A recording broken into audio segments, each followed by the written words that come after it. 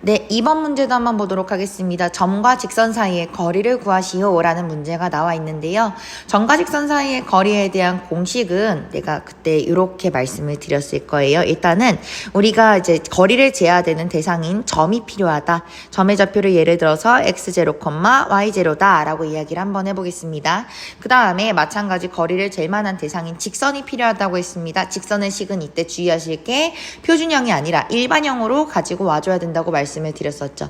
일반형의 장점은 모든 직선이 나타낼 수 있다는 장점이 있었어요. 그래서 우리는 어떠한 점과 직선 사이의 거리를 항상 구해낼 수 있어야 되기 때문에 모든 직선이 나타낼 수 있는 식인 일반형을 가지고 점과 직선 사이의 거리에 대한 공식을 언급을 했다고 보시면 되겠습니다. 그래서 일반형 만들어주시면 ax 플러스 bi 플러스 c는 0이다 라는 직선으로 이해해 주시면 되겠습니다. 그때 우리가 구하고자 하는 게 이 점으로부터 이 직선까지의 수직거리를 구하고자 하는 거기 때문에 이때 이 직선, 그러니까 거리에 대한 공식은 일단 마찬가지 분모 깔아주시고요. 그러니까 분수 만들어주시고요. 분모와 관련이 있다고 얘기했던 거는 직선식이다 라고 말씀을 드렸고요. 분자와 관련이 있는 거는 암기하기 편하게 하기 위해서는 대입이다 라고 생각하라고 했었죠. 분모는 직선식, 분자는 대입해라. 그러면은 분모부터 한번 깔아보겠습니다. 분모는 일단은 기본적으로 피타고라스 정리처럼 루트 어떤 수의 제곱 플러스 어떤 수의 제곱이다 라고 들어간다고 얘기를 했었어요. 이때 들어갈 요소들은요, 점이 아니라 직선과 관련되어 있는 요소다 라고 얘기했기 때문에 앞에 있는 A와 B라는 요 개수를 각각 하나씩 집어 넣어주시면 되겠습니다. 그 다음 분자는 대입하라고 했거든요. 분자를 대입할 건데 어떻게 대입할 거냐? 여기에 있는 점의 식을 갖다 그대로 직선식에다가 대입해 주시면 되겠습니다. 그래서 x자리에다가는 지나는 점의 좌표인 x0, 그러니까 a의 x0. 그 다음에 b, y자리에는요. 우리가 거리를 재고자 했던 대상이었던 점의 좌표 y0를 집어 넣어주시면은 by0 플러스 c까지 이렇게 넣어주시면 되는데, 다만 우리가 얘기하는 거리는 항상 0보다 크거나 같기 때문에 절대값까지 씌워주시면 끝나겠습니다.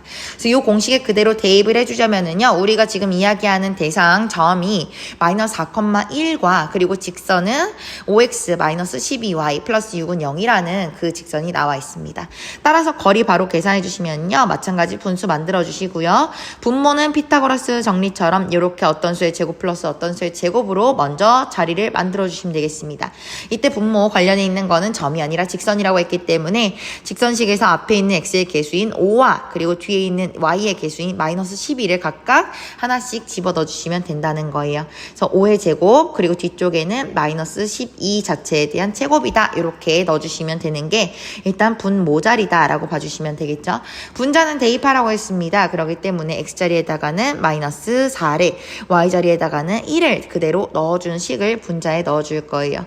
마이너스 4를 먼저 x자리에 집어넣으면 마이너스 20 되겠고요. y자리에 1 집어넣으니까 마이너스 12 되겠습니다. 플러스 6까지 넣어주시면 되겠죠.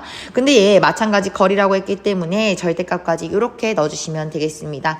분모 정리하시면은요, 루트 25 더하기 144 되겠고요. 분자 같은 경우에도 마찬가지 정리해주시면 마이너스 32 플러스 6이니까 마이너스 26인가요? 이런 식으로 정리가 되겠죠. 절대값 씌워주시면 되겠습니다.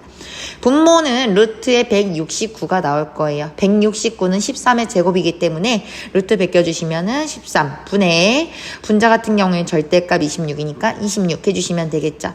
약분 싹싹 해주시면은 결과값은 2다 라고 도출하시면 되겠습니다.